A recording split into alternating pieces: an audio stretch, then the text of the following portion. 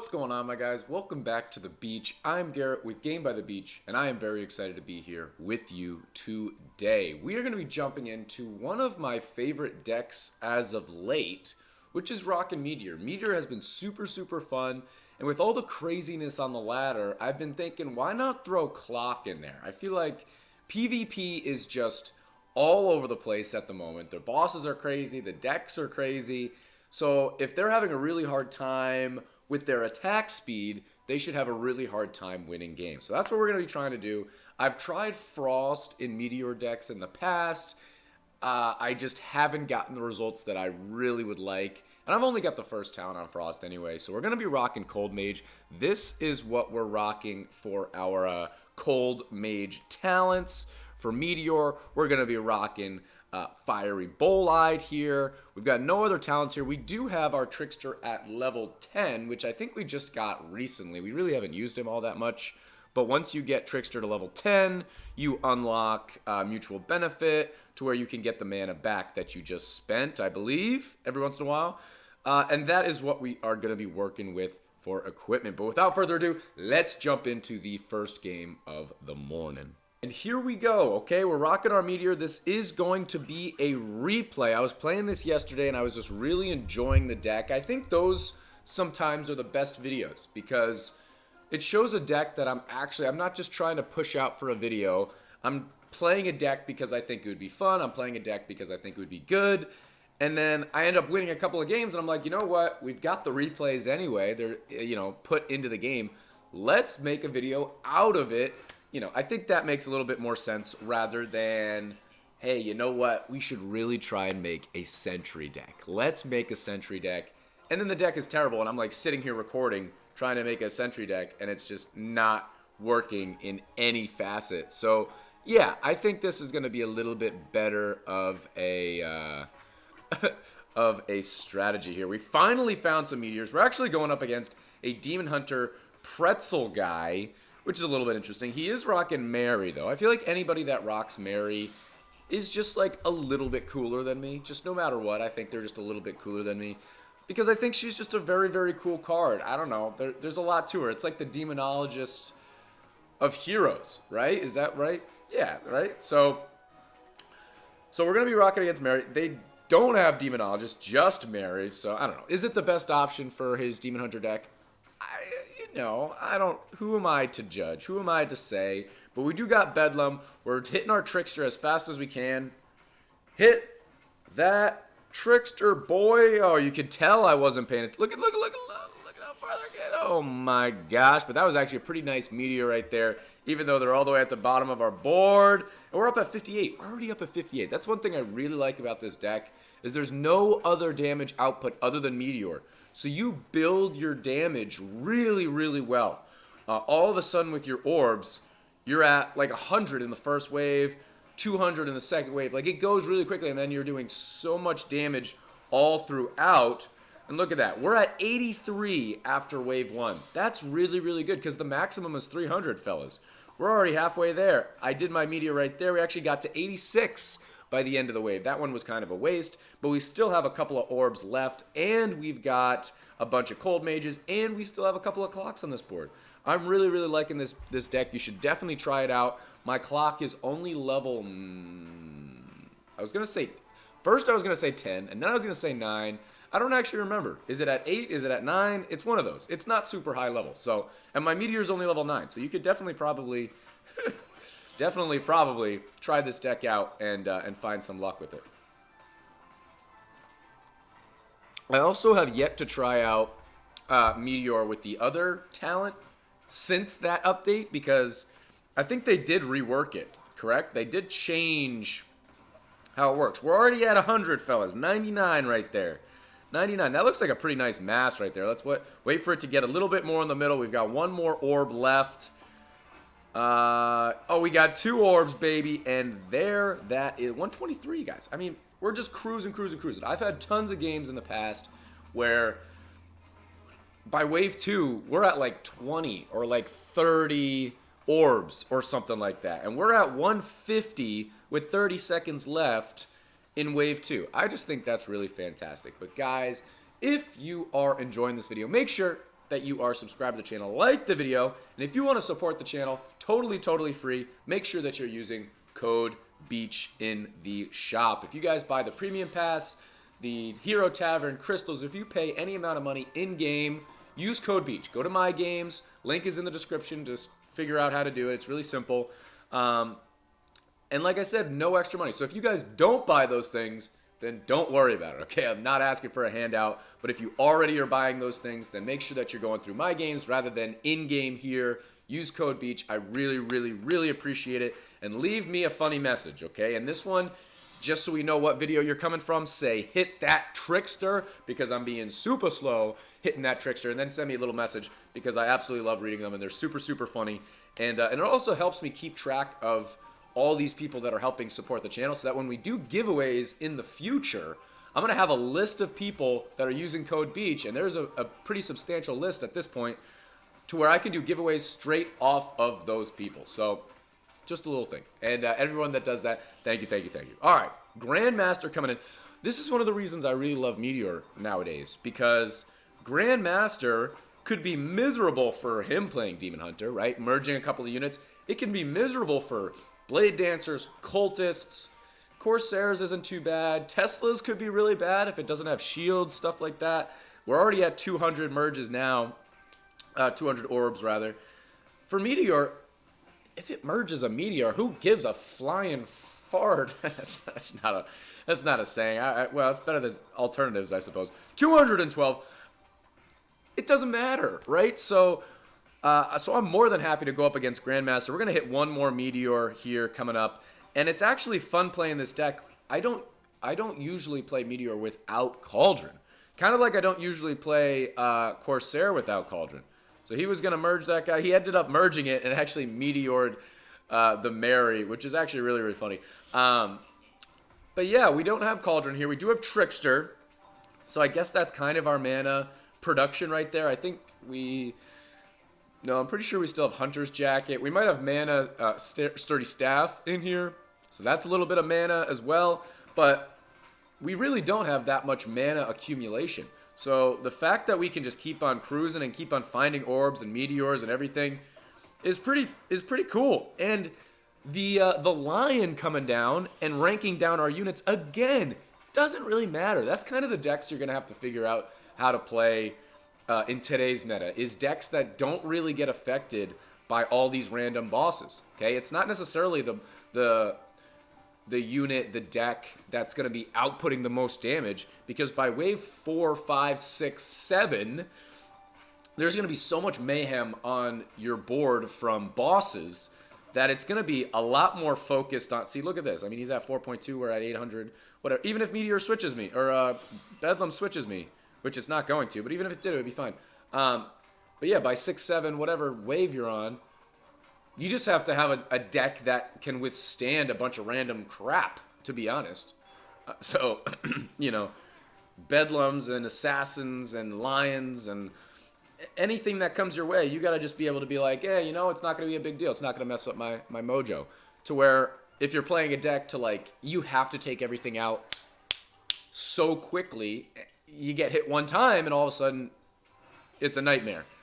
And with those Lions, for instance, it doesn't matter how quickly you take them out. They're always going to hit you. Monkey King is pretty similar too. Like, you almost always are going to get hit at least once by Monkey King. Maybe not quite. If you're really taking it out quickly, you could do it pretty effectively. But this guy got switched by Bedlam, so that's pretty much a GG. You can't see I really wish they saved the emotes in game. That would be a true replay. That'd be really fun. Hit him with a good game. You can guarantee I absolutely hit him with a good game just now, and you can guarantee I absolutely hit him with a good game when he got switched by Bedlam. But yeah, he's only got a Mary. He's got nothing too crazy with equipment. But looking at his legendaries, okay, he's actually only got 1500 crit. I never really realized that. But level 10 Demon Hunter versus my level 9 Meteor, okay. Clock of Power. Did Clock of Power do a whole lot? They got to add something to Clock of Power.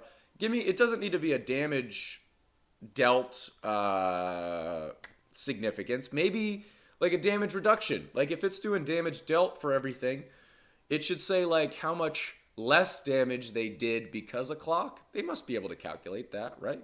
They must be. But okay, that's one game in the books. Let's jump into game number 2 and see how we do with our Meteor deck. Game number 2 underway, and here we go. We're actually going up against Witch as well as Monk.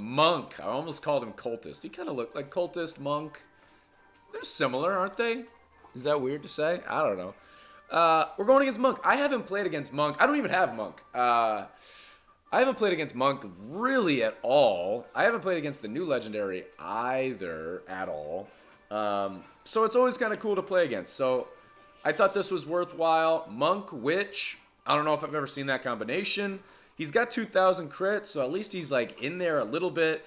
Let's get going right away. Okay, one of the things to note in this game, we don't have a whole lot of cold mages already, right? We've only got the one. So it's really difficult to build up a significant amount of orbs. I almost said herbs and spices. Orbs early without having a significant amount of slow to build those monsters up. So we don't have that slow, so our orbs are less effective. We're not getting as high a number as we would really like. We do have a couple of orbs. We can kind of Meteor right there. That could be decent. 26. I mean, my goal used to be 50 in Wave 1, 100 in Wave 2. And I guess that's still my goal. Like right here, they're just so spread out. That wasn't even an orb. It wasn't even... we didn't get an orb? No. Okay. Guess we didn't even use an orb. 30 seconds here. He witched me. 25. Let's see. 50. Okay, we made it to 50. So it's not too bad. But you really do need a lot of cold mages. And I feel like cold mage has gotten weaker. I don't know why. But I feel like monsters are just more resistant to slow, perhaps. Because I've really had a decent amount of cold mages on my board in the past. And I still have a lot of trouble trying to take out these monsters. I really do. So I'm not really sure why that's the case, but we're going up against Gorgon. Gorgon's not going to be an issue. I'm not even going to waste my Meteor on that. We've already started mana leveling up some of our stuff. I feel like that's when you can feel confident. I've got like no mana. I'm mana leveling things up. I've got a handful of Meteors. We're just kind of hanging out. I really love the play style of Meteor. It's just a little bit different. I think we have such a variety in today's meta to where like Meteor can win some really significant games, but like if you're playing Inquis, dude, it's literally like the opposite play style. You're playing with one unit on your board, and you're like absorbing all the rest, and then you're playing Meteor, and you've got a full board, and you like let the monsters go around your board, and then you kill them, and it's just such a different mechanics, different play style. It's really a lot of fun though. 57 seconds. Let's check out how his Monk's doing. So you can see, I can't move my units or show. Can I point at them? How high does my finger go? Can I keep going this way? Nope. Right there's the cutoff. Now you guys know where the cutoff is. I'm trying to point. Okay, well, he's got 1, 2, 3. Oh, now he's got a lot. Oh, he's got an entire board. My man's got an entire board. I'm taking a screenshot of that. I don't know if I need to or not for a thumbnail, but my man's got an entire board of monks. Good for him. That's pretty cool. The only thing is, he's obviously not going to be able to stay with that board, right? I mean, that board's not going to win him the game. So he's going to have to rank out, merge rank 1s and go from there. We're at 135 now. This is still wave 2, and we're already at 135. I don't think this is worth an orb Meteor, but we are going to do one more Meteor right there. So we took out the monsters there, but we didn't use an orb, so not the end of the world. Let's see how he does against Meteor. He actually did take that out pretty quick. I don't know if we necessarily needed our Meteor there, but we took it out just in case. I hope everybody is having a fantastic morning, evening, night, wherever you are around the world. Thank you guys for joining me, hanging out. If you have a coffee, if you have some sort of a drink, cheers. I'm glad we're chilling together, and try this deck out, man. It's really, really fun. I actually really like doing the replays because we can kind of hang and chill and just kind of relax and still show off a sweet deck and still get wins. Not that we're saying we necessarily won this game, but why would I show you a replay that we lost? You never know. Maybe we did like 1 billion damage. Well, actually, I would say 1 billion as an exaggeration, but in this game, it's not. So maybe we did 10 billion damage, and then we lost. Probably not. With a level 9 Meteor, probably not. So you can see now he's ruined his board. I mean, I think he had to. He really did have to ruin his board, but it probably still hurt him inside. We're merging a couple of clocks right there. We're trying to merge a couple of meteors there. We're up at 162. We do still have one more orb to work with. 10 seconds. I think we'll do that rank 2 when we get a chance. 7 seconds, 6 seconds. Finally, our cold mages are really putting in that work. Let's do that meteor right there. That's a big one. It actually didn't hit as many monsters or kill as many monsters. It hit a bunch, but didn't kill as many monsters that I'd hoped. We're going to take out that puppeteer. It is going to move us, and we're not going to be able to take it out, so it's actually going to rank us down 2, which I'll tell you what, that's like one of my biggest pet peeves when I can't take out puppeteer quick enough and it ranks us down, especially if my units are at max level, because it's just a waste of what, 2100 mana? That's a lot of mana, you know? That's, if I was chilling on 2100 mana, I feel like I'd be in a pretty good spot. I lose 2100 mana for not taking it out 3 seconds earlier. It's just kind of a, you know, it kind of stinks. His board is back looking pretty good. He's still got, he has one spot missing, and it's crazy that with Monk, if you have one singular spot missing, you have what, 1, 2, 3, 4, 5, 6 monks that aren't powered up. I think he definitely, he's right in the corner. I was gonna say if he moved that portal keeper, then maybe he wouldn't have so many not activated, but I don't think that's true. It's the portal keeper right in the middle. I would think that they're all right there. But look how much work we're doing, fellas. We got King Pudding coming up. We're going to do one more meteor. No, we're not. All right. We really fell off there. We could have done one more meteor, and I think it would have done a really good job, but it is what it is. We're going to take out that puppeteer, that I keep wanting to call it puppeteer. Pudding. He's taking it out, but King Pudding, again, it's another one of those bosses. It's just a different style of boss. He has 2 units, 3 units, 4 units, 5 units affected by King Pudding, which is attack speed, fellas. Coupled with my Hunter's Jacket, tripled with my my Clock of Power. Let's not forget about Clock of Power. It's just not really the focus of this deck. And all of a sudden, his damage output is so much significantly lower. He could have copied Dryads and gotten a rank 4 monk somewhere, but he did. Okay, he got one anyway. But we're at 220, and like, it doesn't matter at all that we're King Pudding, ding ding ding ding, and then the lion coming around, you know, it's fine. Like, we really are just chilling, and we don't even have Snowflake or anything. They're getting around his board. We would have been able to clear this board if we wanted to, and then we would have been able to deal with Virus as well.